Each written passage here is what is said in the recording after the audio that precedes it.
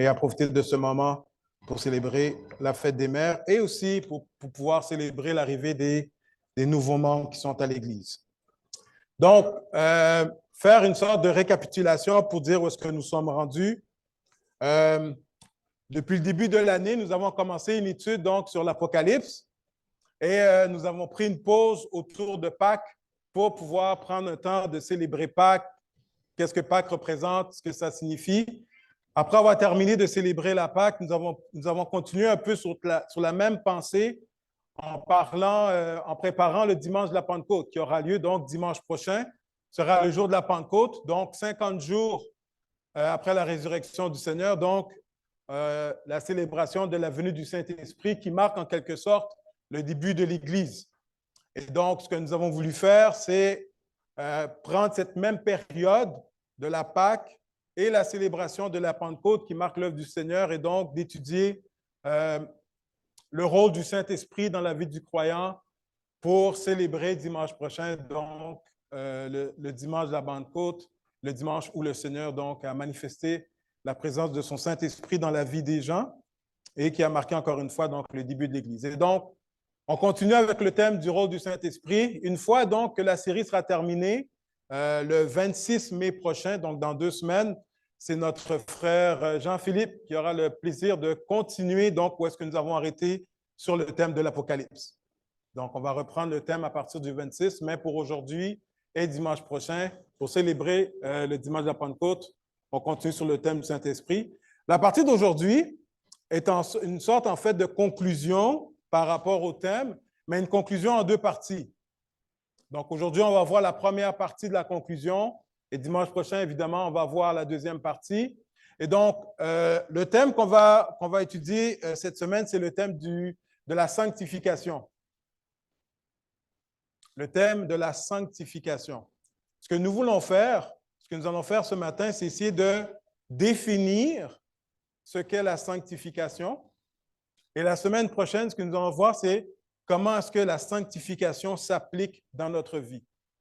Donc, définition ce matin, application la semaine prochaine, pour nous permettre ensemble donc de clôturer cette saison. Donc, permettez qu'on prie le Seigneur et qu'on remette ce temps entre les mains du Seigneur. Vraiment, Seigneur, on veut prendre le temps de méditer ta parole, prendre le temps de prier, prendre le temps de lire, Seigneur, parce que nous voulons comprendre, Seigneur, ton œuvre dans nos vies. Et comme on va le voir, Seigneur, c'est vraiment toi qui travailles, Seigneur, et nous voulons être obéissants à l'œuvre que tu accomplis dans nos vies. Puisses-tu nous accompagner ce matin et puisses-tu, Seigneur, diriger toute réflexion et toute pensée et qu'en toute chose, Seigneur, tu sois glorifié. Dans le précieux nom de Jésus. Amen. En méditant donc sur la question de la sanctification, pour ceux qui avaient l'habitude avec moi, c'est un défaut que j'ai, si on peut dire ça comme ça, ça me prend une définition. Parce que la sanctification, ou peu importe les thèmes dans le jargon chrétien qu'on utilise, souvent, on peut avoir différentes définitions puis différentes compréhensions. Et si nous voulons comprendre quelque chose, il faut que nous soyons tous d'accord au moins, mais qu'est-ce qu'on entend par tel mot? Qu'est-ce qu'on veut dire? Qu'est-ce qu'on comprend pour nous permettre de continuer? Et en trouvant le temps de regarder le thème de la sanctification, ça m'a amené une réflexion qui m'a amené une constatation. Ça fait maintenant 4 ans que je suis à Rimouski, mais ça va faire près de 25 ans maintenant que je fais du ministère. Et en 25 ans de ministère, il y a des choses qu'on voit, des choses qu'on comprend, puis il y a des choses qui se répètent beaucoup. En 25 ans de ministère, tu vois la vie des gens autour de toi, tu vois ta propre vie aussi, et tu finis par découvrir certaines réalités. Et concernant le Saint-Esprit, il y a une réalité qui est là, qui me parle beaucoup et qui, je crois, est intéressant pour le thème de la sanctification. Et c'est une sorte de confusion, je crois, dans laquelle nous embarquons tous. Je pense qu'il n'y a personne par exception qui tombe dans cette confusion. C'est la confusion entre la différence entre maturité spirituelle et performance religieuse. Est-ce que vous me suivez? Il y a cette tendance, dans le milieu évangélique surtout, où est-ce que nous voulons unir ensemble ou est-ce que nous attachons ensemble ces deux concepts? Ou est-ce ou est-ce que nous définissons la maturité spirituelle dépendamment de la performance religieuse d'une personne? Et donc, on définit la maturité spirituelle d'après les œuvres extérieures qu'une personne manifeste. Et donc, par exemple, on va trouver qu'un pasteur est super spirituel si le pasteur est impliqué dans 15 différents ministères. Il fait de l'implantation d'églises, il fait de la mission à travers le monde, il s'occupe de telle œuvre dans la communauté. Et plus un pasteur est occupé, plus on a l'impression que, wow, ça c'est un homme de Dieu. Et donc, beaucoup d'accent donc sur l'aspect extérieur. Et dans l'Église, on fait la même chose. On trouve que quelqu'un est spirituel quand quelqu'un est impliqué dans plein de ministères dans l'Église. La personne fait la louange, la personne s'occupe des enfants, la personne s'occupe de plein de ministères. Et plus une personne est occupée, et plus on a l'impression que cette personne, finalement, wow, quelle maturité spirituelle. Et donc, on confond les deux. Une autre chose qu'on fait souvent aussi dans les églises, et dont j'ai été coupable, parce que j'ai fait ça moi aussi lorsque j'ai fait une implantation à Montréal, c'est que lorsque tu trouves que quelqu'un a certains dons professionnels, la personne est dans une carrière professionnelle, et tu te rends compte que la carrière de la personne peut répondre à un besoin dans l'Église, on l'implique tout de suite dans l'Église. Moi, par exemple, dans mon implantation, puis comme je dis souvent au conseil, je comprends rien en finance.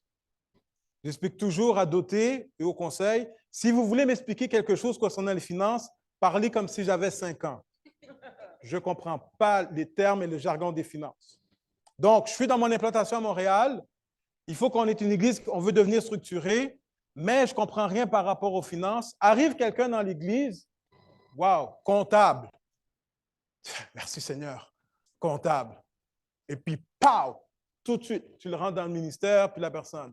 Puis là, la personne, elle fait bien son travail, là. Elle fait bien son travail de comptable. Là. Elle t'aide à comprendre comment les finances fonctionnent, elle t'aide à comprendre comment l'ajustement faire par rapport à ci, par rapport à ça. Excellent dans son travail professionnel. Ce qui arrive, par contre, c'est qu'elle n'a pas forcément la maturité spirituelle pour comprendre les choses.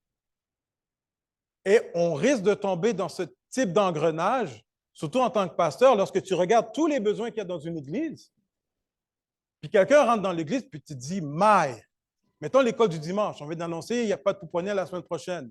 Puis là, tu te dis, mais on a des besoins pour l'école du dimanche. Quelqu'un rentre dans l'église, je suis enseignant. Enseignant, merci Seigneur. Pow! Tu la prends tout de suite. Et vraiment, elle est super bonne dans sa carrière, là. Super bonne, la personne.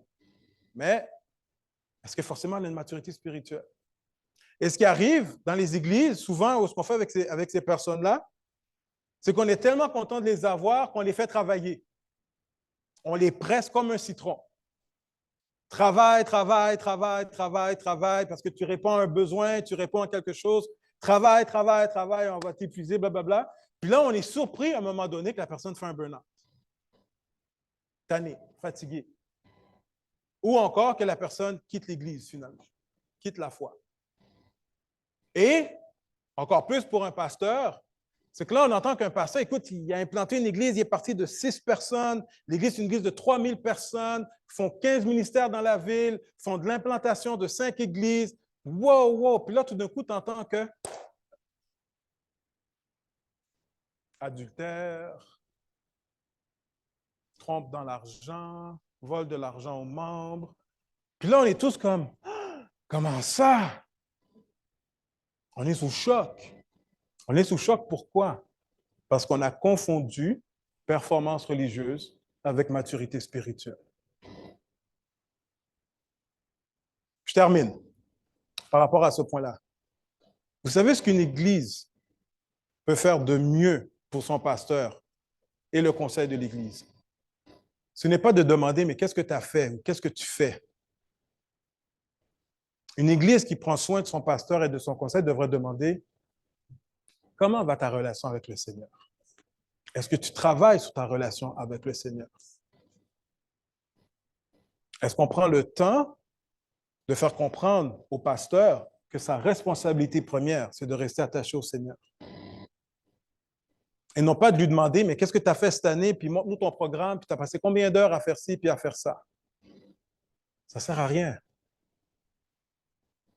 Si la personne est attachée au Seigneur, l'œuvre va se faire. Si on demande au pasteur, mais est-ce que tu prends soin de ta relation avec Dieu? L'œuvre va se faire. Mais donc, ce problème que nous avons de confondre performance religieuse avec maturité spirituelle.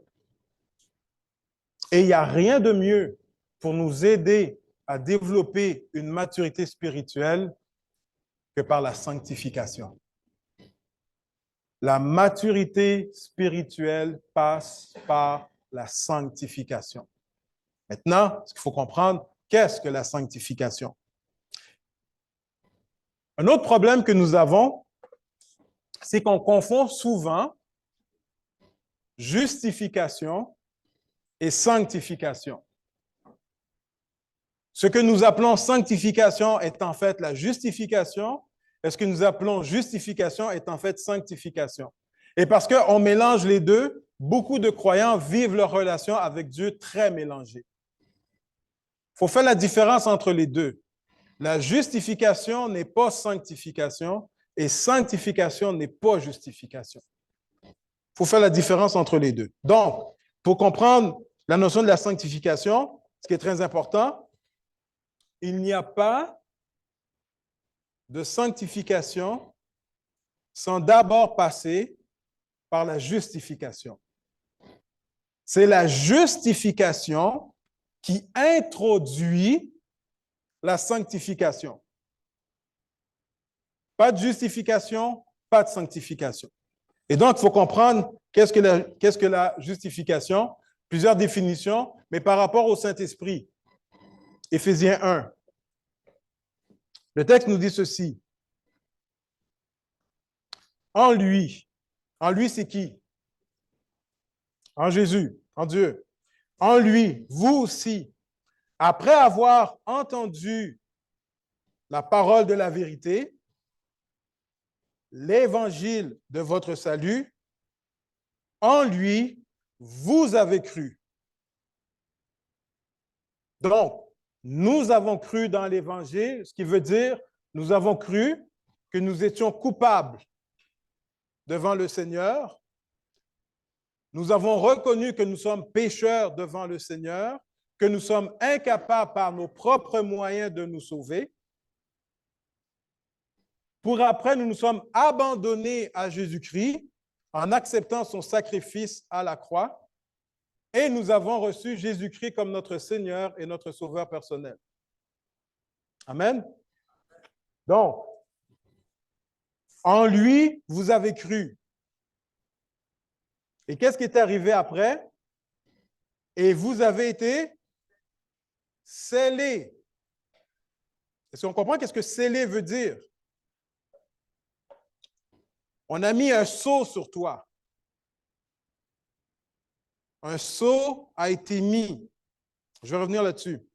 Et vous avez été scellés, mais scellés de quoi? Ah! Une fois que tu as été déclaré juste devant le Seigneur, une fois que tu as été justifié, la marque qui témoigne que tu as été justifié, c'est que Dieu t'a scellé pour dire que tu lui appartiens. Et quel est le sceau que le Seigneur a mis sur toi pour dire que tu lui appartiens? C'est le sceau du Saint-Esprit. Vous avez été scellés du Saint-Esprit qui avait été promis et continue, lequel est un gage de notre héritage. Le sceau du Saint-Esprit est le sceau qui te garantit ton salut.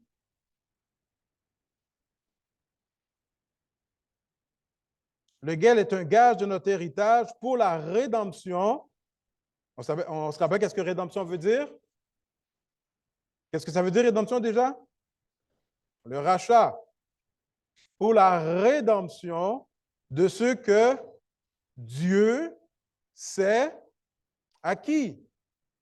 Donc, c'est Dieu qui fait ça. Dieu s'est acquis à la louange de sa gloire. Dimanche dernier, notre frère Maurice nous a parlé du mot tétélestai. Vous vous rappelez tétélestai? Tétélestai était un mot à l'époque qui voulait dire la dette a été payée. La dette a été payée. Et Maurice nous a rappelé à quel point il vient de la vieille école lorsqu'il nous a raconté qu'il n'y avait pas d'ordinateur avant et que lorsqu'il allait à la banque, ce qu'il voulait, c'est avoir un papier. Pourquoi est-ce qu'il voulait avoir son papier? Parce qu'il voulait avoir les temps sur son papier. En passant, ma mère est toujours comme ça. Hein? Ma mère, elle a encore son petit carnet, là, son carnet de banque Desjardins, là, puis il n'y a rien à faire. Là. Ça lui prend son carnet. Là. OK? Fait que, va prendre le papier. Et qu'est-ce qui est le fun avec le papier? C'est que tu as le sceau. Pourquoi est-ce que le sceau est important? C'est parce que si la banque t'appelle pour te dire « Hey, monsieur, vous n'avez pas payé votre affaire », tu dis « OK, attends une minute, j'arrive. » Tu présentes ton papier à la banque avec le sceau de la banque dessus. Puis là, tu leur dis « C'est plus mon problème, c'est ton problème. » Le sceau est là. Le sceau, il est là. Dieu nous a scellés de son Saint-Esprit. Scellés. Et ce que Dieu a scellé, personne ne peut déceler. Je ne sais pas si le mot existe, mais je dis ça. OK? Là où Dieu a mis son étampe, il n'y a absolument personne qui peut retirer l'étampe. Ça, les amis, c'est la justification. Pourquoi c'est important? Parce que lorsqu'on va parler de la sanctification, les gens confondent la sanctification. Puis là, dans ta sanctification, on va voir ça la semaine prochaine, tu vis des hauts et des bas. Et puis là, à un moment donné, dans ta vie chrétienne, tu vis un bas. Puis parce que tu vis un bas, tu as l'impression que ton salut est en question. Non! Tu as été scellé, réglé une fois pour toutes. Tu ne peux pas revenir sur ce qui a été accompli. Une fois scellé, tu es scellé. Et donc, il ne faut pas confondre les deux. Une fois que tu as été scellé, mon ami, tu prends le dossier de ta justification, tu le mets dans le tiroir, double tour, 6 pieds sous terre, t'enterres ça, tu ne retournes plus chercher. Là. C'est réglé. Est-ce que vous êtes avec moi? Très important de comprendre. Et donc, Paul, pour nous aider dans cette réflexion de notre justification, dans Romains 8, verset 14, il dit ceci, « Car tous ceux qui sont conduits par l'Esprit de Dieu sont quoi? Fils de Dieu. Et vous n'avez point reçu un esprit de servitude pour être encore dans la crainte. » Nous ne sommes plus sous la crainte de Dieu. Et vous n'avez pas reçu un esprit de servitude pour être encore dans la crainte, mais vous avez reçu un esprit d'adoption par lequel nous crions « Abba, Père ». Et maintenant, pour rappeler par rapport à la notion d'adoption, comme on l'a déjà mentionné, à l'époque des Romains, un parent pouvait déshériter son enfant. À l'époque des Romains, un parent pouvait déshériter un enfant. Mais à l'époque romaine, un parent ne pouvait pas déshériter quelqu'un qu'il avait adopté. Il ne pouvait pas déshériter un adopté. Et ce n'est pas pour rien que Paul, ici, il y a plusieurs raisons, mais il mentionne ça ici, nous avons reçu un esprit d'adoption qui vient renforcer l'idée que nous avons été scellés du Saint-Esprit, par lequel nous crions « Abba, Père ». Et le dernier passage, souligne-le, déchire-le dans ta Bible, mets-le sur le mur, sur la porte de ton frigidaire. L'Esprit lui-même rend témoignage à notre esprit que nous avons été scellés du Saint-Esprit et une des responsabilités du Saint-Esprit, c'est de nous rappeler que nous sommes adoptés de Dieu, que nous crions Abba, Père, et que nous sommes enfants de Dieu. C'est le rôle du Saint-Esprit de continuellement nous rappeler nous sommes enfants de Dieu. L'Esprit rend témoignage à notre esprit que nous sommes enfants de Dieu.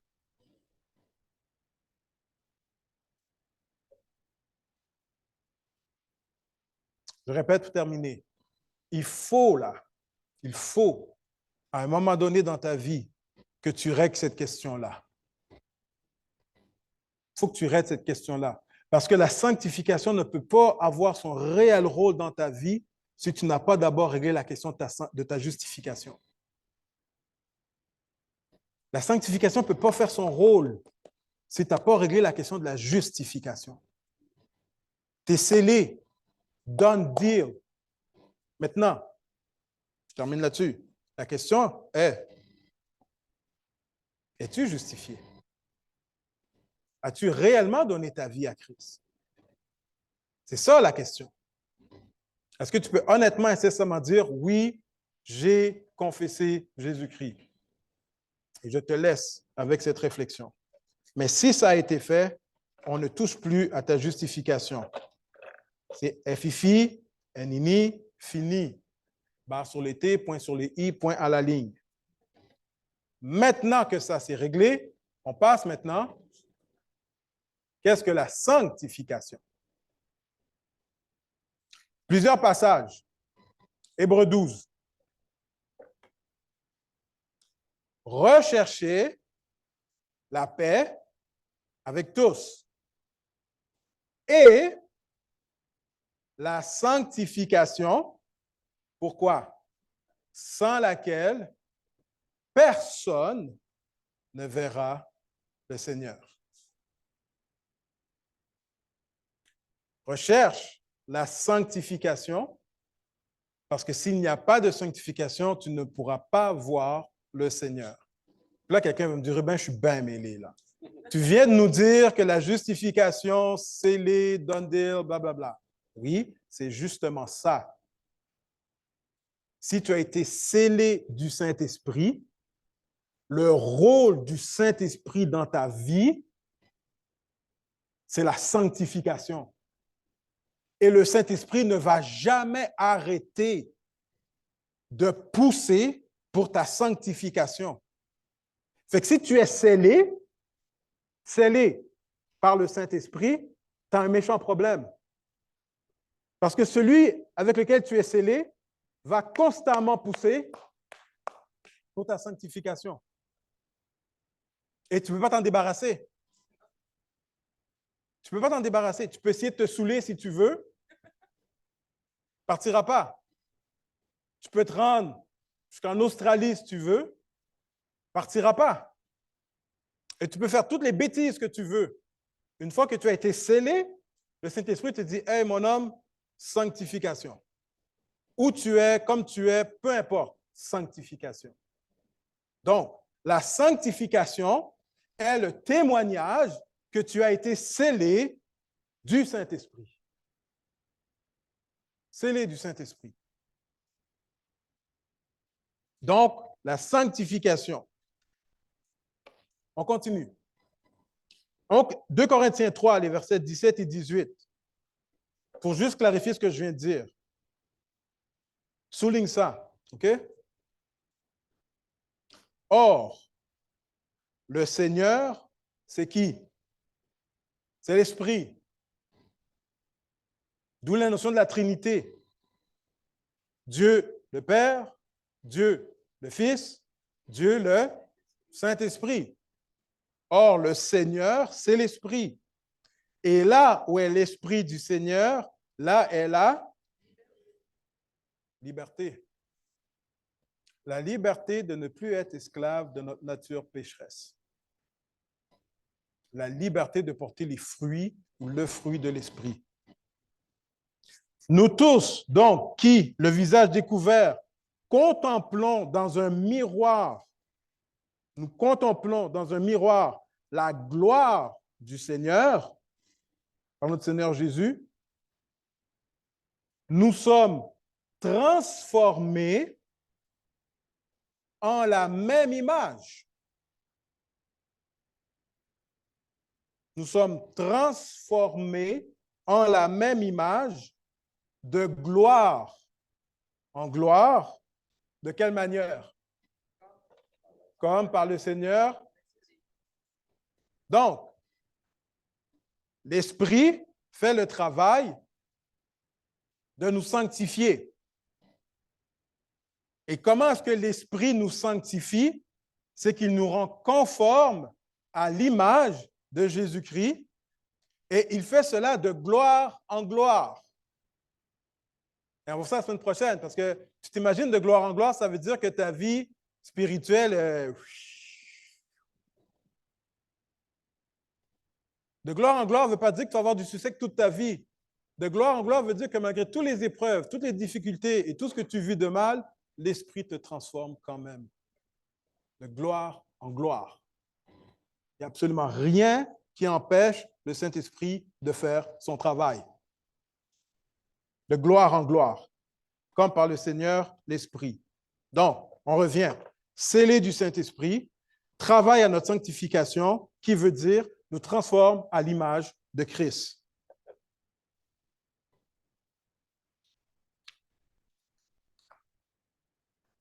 Paul va dire, inspiré par cela, Paul va dire, lorsqu'il salue l'Église des Philippiens, il dit ceci: « Je suis persuadé, je suis convaincu que celui qui a commencé en vous cette bonne œuvre la rendra parfaite pour le jour de Jésus-Christ. » Problème que j'ai, c'est lorsqu'il dit « Je suis persuadé que celui », mais celui, c'est qui? OK. Fait que j'ai décidé de reprendre la phrase. Merci, Jessica, pour travailler dans le cadre parce que vous voulez être sûr que je ne sois pas confondu. Mais je veux mettre l'accent là-dessus. Je suis persuadé que Dieu, qui a commencé cette œuvre en vous, ce n'est pas moi qui cherche la sanctification. Ce n'est pas moi qui fais la sanctification. C'est l'œuvre de Dieu. Je suis persuadé que Dieu qui a commencé cette œuvre en vous, cette bonne œuvre, la rendra parfaite pour le jour de Jésus-Christ. Quelle bonne nouvelle! Quelle bonne nouvelle! Dieu est celui qui fait l'œuvre, dit Paul. Je suis persuadé qu'il va le faire. Tu sais qu'est-ce que ça veut dire? Que ça te tente ou que ça ne te tente pas, Dieu va faire son œuvre. Parce que c'est Dieu qui le fait.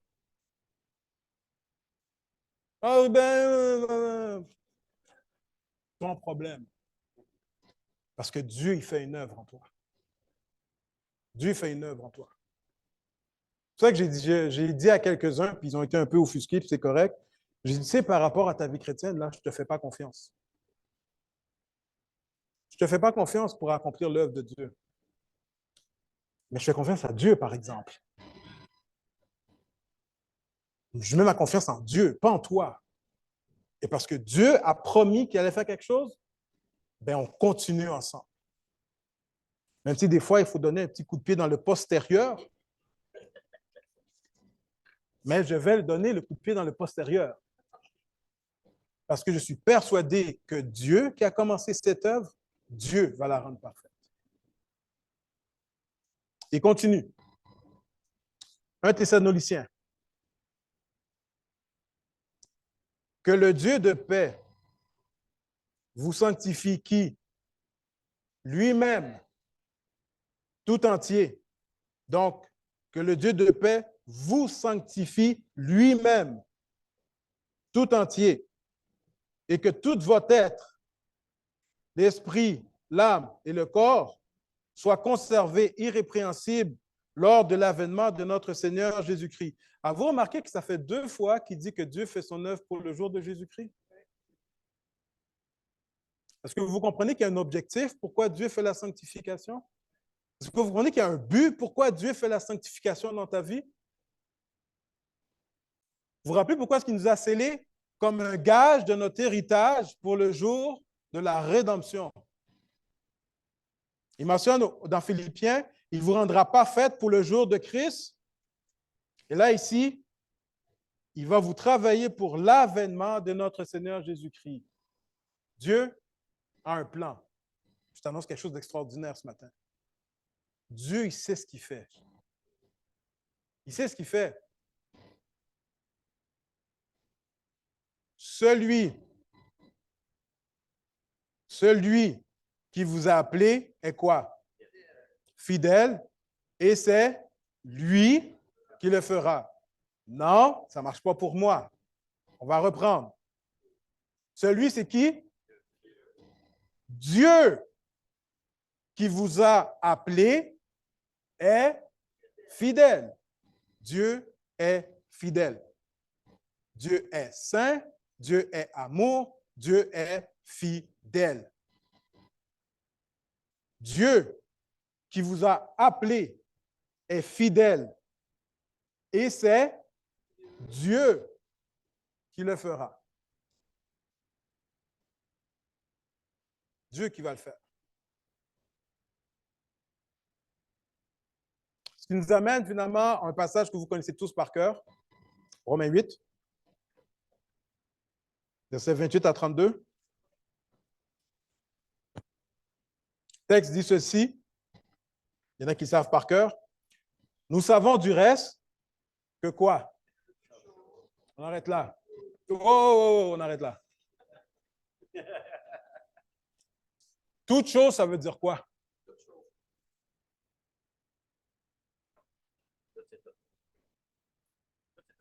OK? Tout, ça veut dire tout. Tout, ça veut dire tout.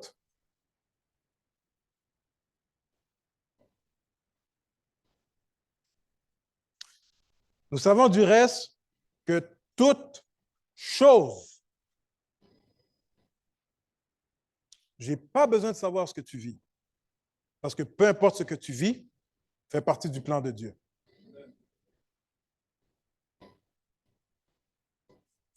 Toute chose concourt au bien de ceux qui aiment Dieu, et c'est l'autre partie qui m'intéresse, de ceux qui sont appelés selon quoi? Est-ce que tu comprends? Nomme-moi un autre synonyme pour le mot dessein. Plan. Destiné. Son vouloir. Est-ce que vous comprenez qu'il y a, je vais faire un, il y a une intention de intentionnalité. C'est que c'est pas beau comme français, ça. Il y a une intention derrière ce que Dieu fait. Il y a une intention, il y a un plan. Et son plan, c'est quoi? Continue. Car ceux qu'il a connus d'avance, il les a aussi prédestinés à être semblables à l'image de son. Vous vous rappelez ce qu'on a lu tout à l'heure? Là où est le Seigneur, c'est l'Esprit. Et lorsque l'Esprit travaille, il veut nous rendre conformes à l'image du Seigneur.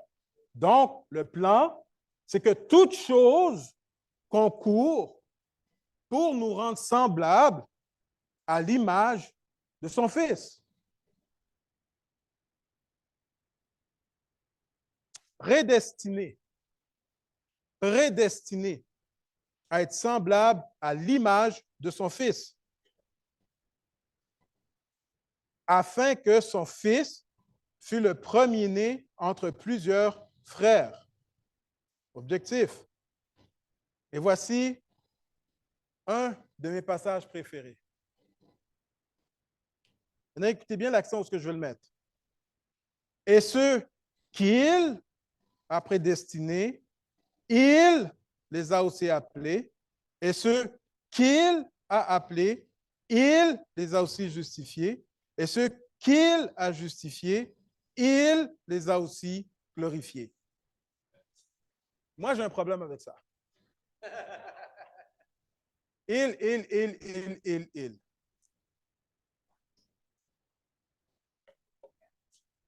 Vous allez lire avec moi. Et je prie le Seigneur que vous puissiez comprendre ce qu'on essaie de dire ici. Car ce que Dieu a connu d'avance, Dieu les a aussi prédestinés à être semblables à l'image de son Fils, afin que son Fils fût le premier-né entre plusieurs frères. Et voilà. Et ce que Dieu a prédestiné, Dieu les a aussi appelés. Et ce que Dieu a appelés, Dieu les a aussi justifiés. Et ceux que Dieu a justifiés, Dieu les a aussi glorifiés.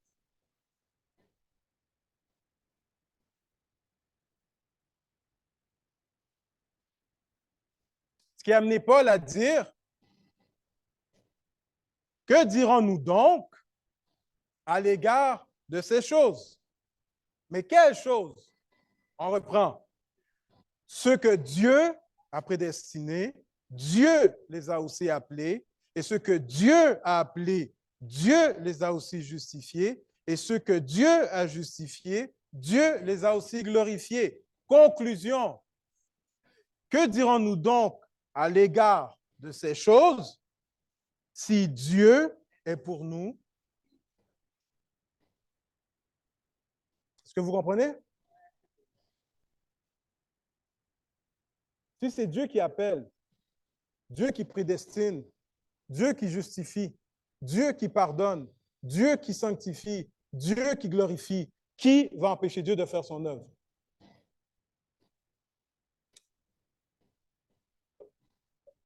Oh, mais tu sais, Ruben, ça dépend parce que si la personne ne veut pas.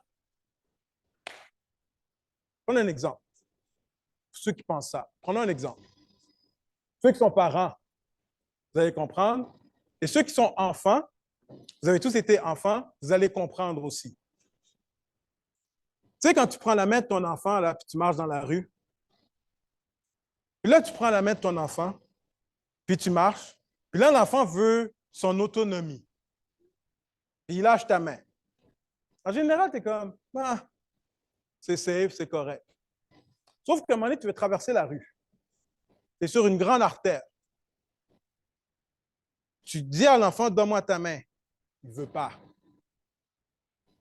Tu lui prends ta main, il se débat, il la lâche. Est-ce que tu dis, ah ben, vu que tu ne veux pas me tenir la main, c'est correct et tu veux me tenir la main? Non. Quand je te dis de me tenir la main, tu me tiens la main et c'est fini. Tu peux pleurer autant que tu veux, mais quand je te dis que je te tiens la main, je te tiens la main. Dieu, c'est la même affaire. Une fois que Dieu a mis son sceau sur toi, une fois que Dieu a décidé que tu étais scellé du Saint-Esprit, que ça te tente ou pas, ce que Dieu a commencé, Dieu va le terminer. Je ne sais pas dans quel état tu vas rentrer dans le royaume des cieux. Pas dans quel état tu vas rentrer. Et crois-moi, tu vas rentrer. Tu vas rentrer. Lui qui n'a pas épargné son propre fils, mais qui l'a livré pour nous tous, comment ne donnera-t-il pas toutes choses aussi avec lui? Évidemment, j'aurais pu continuer avec le passage que vous connaissez où est-ce qu'il dit, mais qui nous séparera de l'amour de Christ? Qui nous séparera? Et si Dieu a décidé de mettre ta main sur toi, ce qui m'amène à ma conclusion.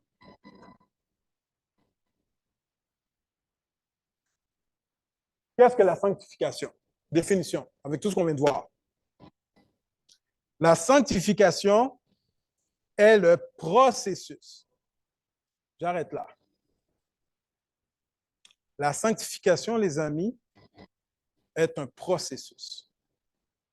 Et c'est là la différence avec la justification. La justification est faite une fois pour toutes. Certains sont même capables de te donner le jour, l'heure, La seconde même près où le Seigneur les a touchés, où ils ont accepté le Seigneur. Ils peuvent te dire exactement dans quelles circonstances ils ont accepté le Seigneur Jésus-Christ. Pourquoi? Parce que la justification, c'est quelque chose qui arrive une fois pour toutes. Parle. La sanctification est un processus. Ce qui veut dire, c'est quelque chose qui continue. Quelque chose qui continue. La sanctification n'arrive pas une fois dans ta vie. C'est un processus, une œuvre de la part de Dieu. Donc, c'est un processus par lequel Dieu nous transforme à l'image de son Fils par la vertu du Saint-Esprit. Processus par lequel Dieu, et donc on a la Trinité ici dans la définition de la sanctification. Dieu le Père nous transforme à l'image de Dieu le Fils par la vertu de Dieu le Saint-Esprit.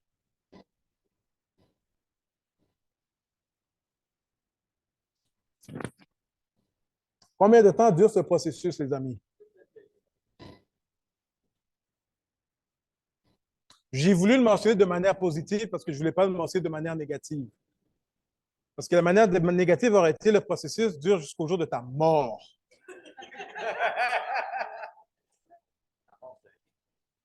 Okay?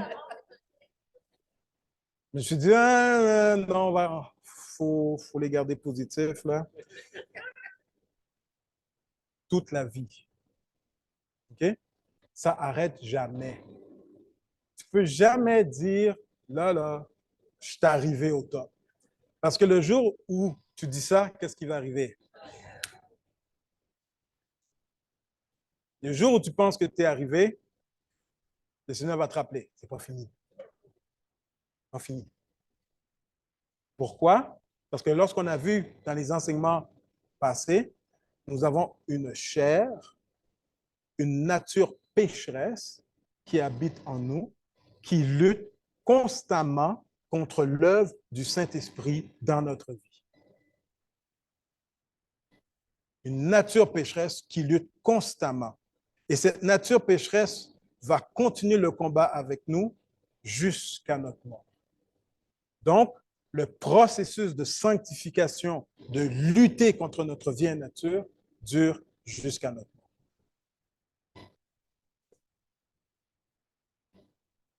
Ne perds pas courage quand les choses ne vont pas bien. C'est normal. La nature humaine, la nature pécheresse ne veut juste pas lâcher le morceau. Pas qui ne veut pas lâcher le morceau. Ne perds pas courage. Et terminé, donc les musiciens peuvent venir, mais pas de musique. Pas de musique, juste pour préparer. La sanctification est au centre même de la vie du disciple de Jésus-Christ. Je répète, la sanctification est au centre même. C'est la pierre angulaire de la vie de tout disciple de Jésus-Christ. Et c'est ce qui donne un sens à ta vie. Laisse-moi t'expliquer quelque chose.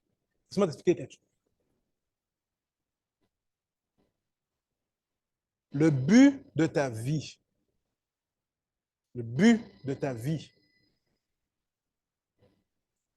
c'est pas d'avoir une maison, ton chalet, tes 2 voitures, tes 2 chiens. OK? Il n'y a rien de mal. Je dis juste que ce n'est pas le but. Le but, ce n'est pas d'accumuler des biens. Le but, ce n'est pas d'accumuler les diplômes. Le but, ce n'est pas d'accumuler du prestige. Et encore une fois, je répète, je ne dis pas qu'il y a quelque chose de mal là-dedans. Ce que je dis, c'est qu'il y a plusieurs chrétiens qui vivent leur vie chrétienne débalancée parce qu'ils ne comprennent pas quel est le sens de leur vie. Le sens de ta vie est que tu deviennes conforme à l'image de Jésus-Christ. tout ce qui se passe dans ta vie, Dieu le permet parce qu'il veut utiliser ce qui se passe pour te rendre conforme à l'image de son Fils. Et si tu perds de vue cette perspective-là, ta vie chrétienne va être débalancée. Oh Seigneur, pourquoi ces choses m'arrivent? Oh Seigneur, je ne comprends pas. Oh Seigneur, hey, toute chose concourt au bien de ceux qui aiment Dieu. Seigneur, qu'est-ce que tu veux m'apprendre dans ce que je vis? Qu'est-ce que tu veux transformer à travers ce que je vis? Qu'est-ce que je dois abandonner à travers ce que je vis? Parce que le but, c'est de nous rendre conformes à l'image de Jésus-Christ. Et si tu ne comprends pas ça, tu ne comprendras pas, mais qu'est-ce que Dieu est en train de faire dans ta vie présentement? Ah, oh, pasteur, je ne comprends pas, puis là, oui, Dieu est en train de te sanctifier. Dieu est en train de te sanctifier. Et combien de fois on passe à côté d'une opportunité de grandir avec le Seigneur, de développer notre intimité avec le Seigneur, parce qu'on refuse d'accepter ce que Dieu est en train de faire dans notre vie. Puis on n'arrive pas à grandir. Dernier mot. Embarque dans la game. Embarque dans la game. Dieu est en train de faire une œuvre dans ta vie. Conforme-toi à ce que Dieu veut faire dans ta vie. La raison pourquoi est-ce que tu vis des misères des fois, puis tu vois que ta relation ne va pas bien, c'est parce que tu ne comprends pas que Dieu est en train de te transformer. Et je vous dis, boy, qu'on est rebelle. Je ne sais pas pour vous, mais moi, je suis rebelle. Et j'ai toujours dit à ceux à qui j'enseigne, je suis mon pire disciple. Je suis mon pire disciple. Parce que ma Bible, là, je la connais. Et je peux t'expliquer en 3 volumes, 2 tomes, pourquoi est-ce qu'une chose est péché et se rendre compte que cette chose que j'ai définie est présente dans ma vie. Je sais ce que Dieu me demande de faire. Boy, que je suis rebelle. Laissez le Seigneur faire son œuvre dans notre vie. Donc, ma prière, et dimanche prochain, on va faire ça. Je vous demande de vous disposer la semaine prochaine. Déjà en méditation cette semaine. Où est-ce que je vais inviter l'Église la semaine prochaine à nous engager envers le Seigneur, à faire un contrat avec le Seigneur. Où est-ce que nous allons dire au Seigneur en tant qu'Église, en tant que communauté, que nous voulons qu'il fasse son œuvre dans notre vie. Et que le Saint-Esprit puisse faire son travail dans notre vie. Nous allons célébrer le jour de la Pentecôte et nous allons célébrer le jour de la Pentecôte en prenant cet engagement parce qu'en tant que communauté, nous voulons déclarer au Seigneur qu'à partir de maintenant, nous voulons que le Saint-Esprit dirige notre vie. Ce qui veut dire qu'à partir de maintenant, quand je vais t'entendre parler, tout ce que je veux dire, c'est est-ce que c'est le Saint-Esprit qui parle présentement? T'entendre plaindre, est-ce que c'est le Saint-Esprit qui parle présentement? On prend un engagement devant le Seigneur. Donc, je termine avec un mot de prière.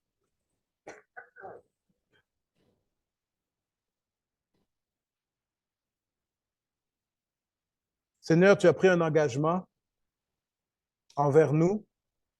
Non pas, Seigneur, que nous méritions que tu nous choisisses. Non pas, Seigneur Dieu, que nous avons fait quoi que ce soit qui fait en sorte que tu nous as choisis. Seigneur, c'est un mystère pour nous de comprendre pourquoi nous et pas d'autres. Mais voilà, Seigneur, tu nous as appelés. Tu nous as prédestinés. Tu nous as élus. Tu nous as justifiés. Tu nous as lavés. Tu nous as amenés, Seigneur, du royaume des ténèbres à ton admirable lumière. Et voilà, Seigneur Dieu Tout-Puissant, que tu es à l'œuvre dans nos vies où est-ce que tu veux nous rendre conformes à l'image de ton Fils. Que nous puissions, Seigneur, aujourd'hui déjà prendre cet engagement. Seigneur, transforme-nous. Que toute chose qui nous arrive, Seigneur, puisse nous aider à nous rendre conformes à l'image de ton Fils. Et nous voulons, Seigneur, nous abandonner à toi afin que tu puisses accomplir ton œuvre. Que ton Saint-Esprit travaille, que ton Saint-Esprit nous humilie, que ton Saint-Esprit nous transforme et que ton Saint-Esprit nous donne ta joie. C'est dans ton précieux nom, Jésus, que nous t'avons prié ce matin. Amen et Amen.